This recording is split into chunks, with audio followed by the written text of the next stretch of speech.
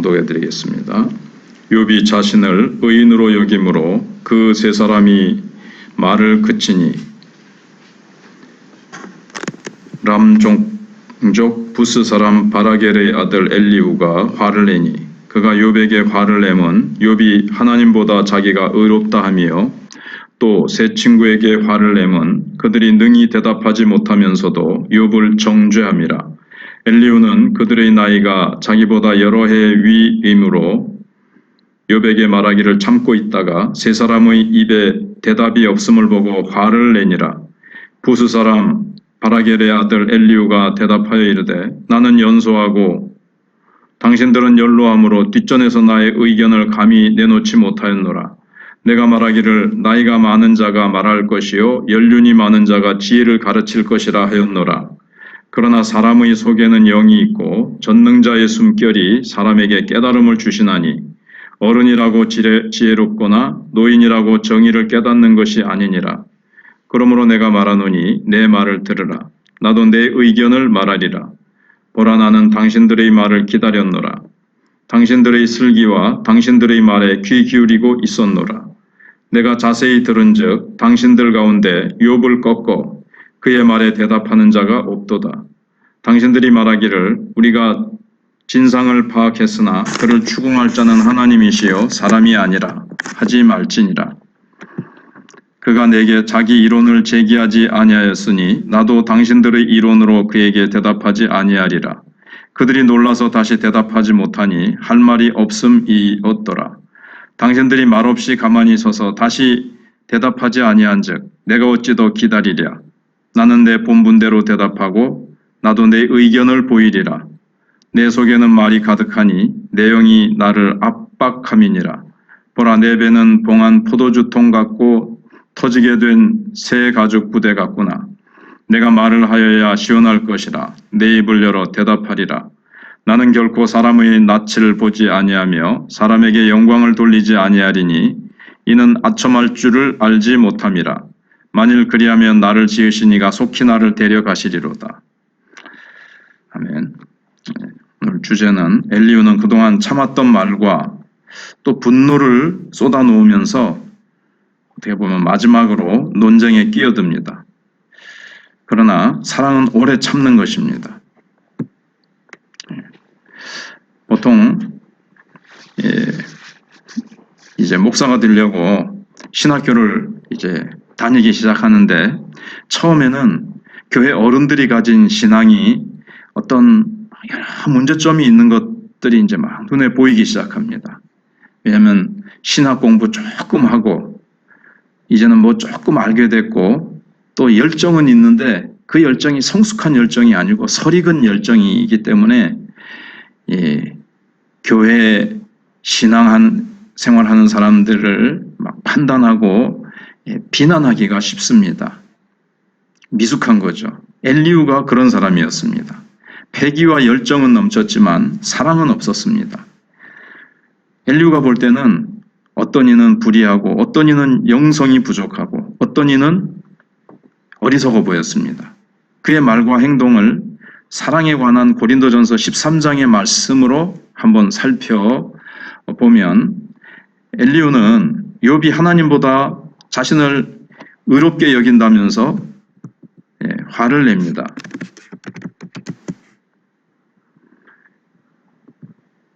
욥에게 제대로 답변도 못하면서 정죄하는 친구들에게 노를 바랍니다. 그래서 모든 분노가 근데 다 죄는 아니죠. 분을 내어도 죄를 짓지 말며 라는 에베소 4장 26절의 말씀을 볼 때 불의에 대한 분노는 하나님의 성품이기도 합니다. 그런데 욥기 전체를 볼 때에 하나님은 욥에 대해 결코 화가 나 있지 않으십니다. 그러므로 엘리후가 아무리 영적 충만함에 화를 낼지라도 그것은 하나님으로부터 비롯된 것이 아닙니다. 하나님을 위해 분노한다고 그것이 실제로 하나님을 위하는 것은 아니거든요. 진짜 불의에 대해서는 침묵하면서도 불신자들에게는 잔뜩 화를 품은 듯이 그렇게 말하는 그리스도인들이 많습니다. 그러나 사랑은 불의를 기뻐하지 않는 동시에 무례하거나 성내지 않습니다. 근데 오늘 엘리후는 참다 막 내가 분을 내노라 하면서 막 분을 쏟아냈거든요. 분노하는 마음으로 막 욥을 향해서 세 친구에 대해서 막 말을 했다는 것 자체가 이게 사랑으로 말한 것이 아니기 때문에 문제라는 거죠. 그리고 자기가 나이가 제일 적어서 마지막에 얘기한다 그러면서 앞에 있는 사람들을 막 비난하고 정죄하는데 이것도 사랑은 무례하지 아니하며 성내지 아니하며 그랬거든요. 근데 굉장히 무례하게 거칠게 그렇게 자기의 속에 있는 그 분노를 마구 쏟아냈다는 것은 이게 이제 올바른 것이 아니라는 거죠. 엘리후는 자신 안에 있는 영과 전능자의 숨결에 의지해서 나는 말한다 그렇게 얘기를 했습니다. 연로한 앞에 있는 그 친구들의 지혜가 경험과 전통에서 비롯된 것이라면 내 지혜는 영적인 계시에서 비롯된 것이다 이렇게 말을 합니다. 그러나 엘리후 이후에 등장하시는 하나님의 말씀에서 엘리후는 하나님께서 전혀 언급하지 않으십니다. 그래, 엘리후의 말은 맞다 이렇게 안 하시거든요. 엘리야의 말은 전혀 언급이 되지 않는 것을 볼 때 자기가 뭐 영과 계시에 의해서 성령이 주시는 뭐 말씀에 의해서 했다는 것은 자기가 그냥 하는 말이고 실제로는 그렇지 않다는 거죠. 그래서 판단은 지금 욥에게 달려 있습니다. 엘리후의 말과 그 이후에 들려오는 말 중에 어느 것이 하나님의 말씀인지 지금 분별해야 됩니다.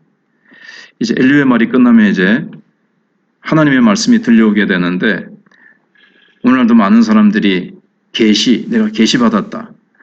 내가 하나님께로부터 이런 말씀을 받았다. 하나님이 나에게 이렇게 말씀하시더라. 이렇게 하는데 자기가 하는 말에 어떤 신적인 권위를 부여하고자 하는 거죠. 근데 우리는 분별할 수 있어야 됩니다.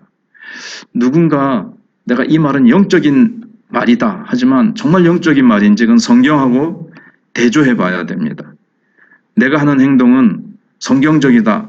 하지만 그것도 대조해 봐야 됩니다. 왜냐하면 지금 이단의 교주들, 뭐 신천지나 지금 뭐 JMS라고 하는 이단의 교주들이 하는 행동이 자기들은 계시받아서 하는 것이고 하나님이 보내서 하시는 행동이고 뭐 어쩌고 저쩌고 하지만 우리가 성경 말씀으로 비교해 봐야지 무조건 계시받았다. 하나님이 이렇게 말씀하셨다더라 하면서 무조건 따라가는 것은 잘못된 것입니다. 잘못된 길로 빠지기가 쉽습니다. 그리고 완벽한 영성은 없습니다. 완벽한 영성을 가진 사람은 이 땅에 없어요. 죽을 때까지는 우리가 주님 오실 때 이렇게 부활하기까지는 우리는 완전하지 못합니다. 그래서 예언하는 능력이 있고 모든 비밀과 모든 지식과 모든 믿음이 있어도 사랑이 없으면 아무것도 아닙니다. 그래서 사랑이 올 때 어떻게 됐습니까? 고린도서 13장 8절에 예언도 패하고 방언도 그치고 지식도 패하리라.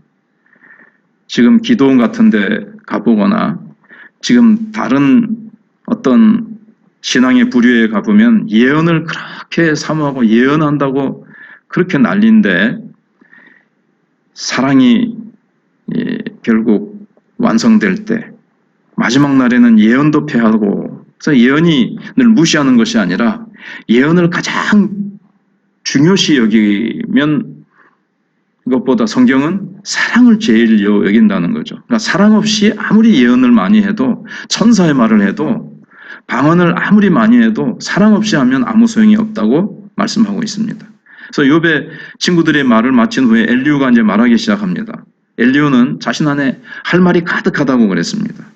그의 영이 그를 압박해서 말하지 않고는 견딜 수 없게 만든다고 주장을 합니다. 예레미야 선지자도 여호와를 선포하지 않으면 마음이 불붙는 것 같고 골수에 사무치도록 견딜 수 없다고 예레미야 20장 9절에서 말했습니다. 그러나 엘리후의 말 속에는 예레미야 선지자가 유대 민족을 향해 가졌던 애절한 사랑이 보이지 않습니다. 사랑 없이 그냥 막 비난하고 평가하고 비판하고 공격하고 이렇게 해대는 거예요. 그저 욥과 그 친구들의 논쟁을 지켜보는 보면서 하고 싶었던 말을 이제 막 내고 싶었던 거죠. 자기가 보니까 이게 이렇게 틀린 말인 것 같고 말도 틀렸고 이렇고 저렇고 당신이 한 말은 이렇게 틀렸고 이렇게 막 그거를 말하고 싶은 겁니다. 근데 엘리후가 한 말이 뭐 사심이 있는 건 아니에요. 그는 뭐 올바른 말을 하고 싶었고 다른 사람들이 한 말에 대해서 평가하고 싶었던 거는 맞아요. 또 말도 그 자체로는 틀린 게 없습니다. 그러나 성경이 말씀하고 있는 것은 사랑이 천사의 말을 해도 사랑이 없으면 소리나는 구리와 울리는 꽹과리가 될 것이라고 그랬는데 엘리후의 말이 바로 이제 그런 거죠. 사랑 없이 친구들과 욥에게 말을 했기 때문에 울리는 꽹과리처럼 된 것입니다.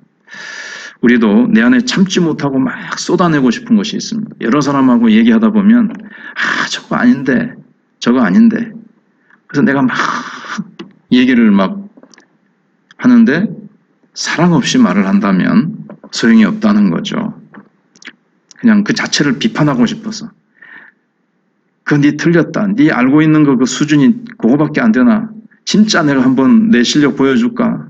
내가 진짜 아는 거 하면서 나를 뭔가 드러내고 상대방을 잠재우고 싶어서 말을 했다면 그건 이제 사랑으로 한 것이 아니라는 거죠. 그걸 한번 생각을 해봐야 됩니다. 하나님께서 나를 얼마나 참으시고 계시는가. 내가 하는 것에 대해서 다 주님께서 입을 대신다면 주님이 나에게 하실 말이 얼마나 많으시겠습니까? 근데 주님은 오래 참으시거든요. 그리고 나에게 내가 하는 말과 행동에 대해서 주님이 분노를 쏟으셨다면 나는 그 분노를 얼마나 많이 쏟아부음을 당했겠습니까? 근데 주님은 쏟아붓지 않으시거든요. 예수님께 다 쏟아부으셨고 나에 대해서는 주님께서 사랑하시고 오래 참으시고 격려하시고 위로하시고 이끌어주시고 세워주시는 것을 그렇게 사랑으로 우리를 대하십니다. 그래서 사랑은 오래 참고 하는 말대로 우리는 다른 사람에 대해서 빨리 화를 내고 빨리 비판하기보다 오래오래 주님이 일하실 것을 믿고 참는 우리가 되어야 되겠습니다. 기도하겠습니다. 하나님 감사합니다. 오늘 아침도 간밤에 많은 비가 내렸지만 또다시 평안한 하루를 허락하시고 평안한 새벽에 기도하며 주님 보좌 앞에 나오게 하심을 감사합니다. 오늘도 성령이 우리의 마음을 주장하셔서 평안한 가운데 그리스도의 사랑이 우리의 마음에 부은 바 되어서 오늘도 살아가면서 많은 세상의 일들과 많은 세상 사람들의 이런 말 저런 행동을 보면서 우리가 비판하고 싶고 내가 말하고 싶은 것들이 있을지라도 성령께서 내 입술을 제어하시고 내 심령을 사랑으로 주장하셔서 오래 참게 하시고 하나님 우리가 그리스도의 사랑과 향기를 나타내며 살아갈 수 있도록 도와주시옵소서. 이제 금요일부터 학생 여론합 수련회가 시작됩니다. 강사 목사님과 교사들 우리 모든 학생들이 다시 일어나게 하시고 성령께서 크신 은혜를 시간 부어주시고 말씀을 따라서 각자 개인에게 영감과 감동과 은혜를 부어주시고 하나님께서 다시 일어나도록 그들의 영적인 잠에서 영적인 우둔함에서 하나님께서 각성시켜 주시고 깨워 주시옵기를 원합니다. 하나님께서 여름성경학교 때 말씀 배웠던 우리 친구들 계속해서 예수님과 연결되어 처음 나온 친구들도 예수님 믿고 구원받고 믿음의 바톤을 이어받아서 다음 세대의 귀한 일꾼으로 자라갈 수 있도록 하나님께서 함께 해주시기를 원합니다. 더운 여름 장마철 건강들을 지켜주시고 무엇보다도 영적으로 약해지지 아니하도록 기도와 말씀에 힘쓴 우리 성도들 다 되게 해주시기를 원합니다. 비가 오는데 피해가 전국 각지에서 있게 될 텐데 하나님께서 긍휼히 여겨 주시옵시고 또 우리 성도들의 가정들도 지켜주시기를 원하오며 군문에 있는 아들들 지키시고 하나님께서 우리 고려신학교와 선교사님들의 사역의 현장에도 오늘도 함께하여 주시옵소서. 예수님의 이름으로 기도하옵나이다.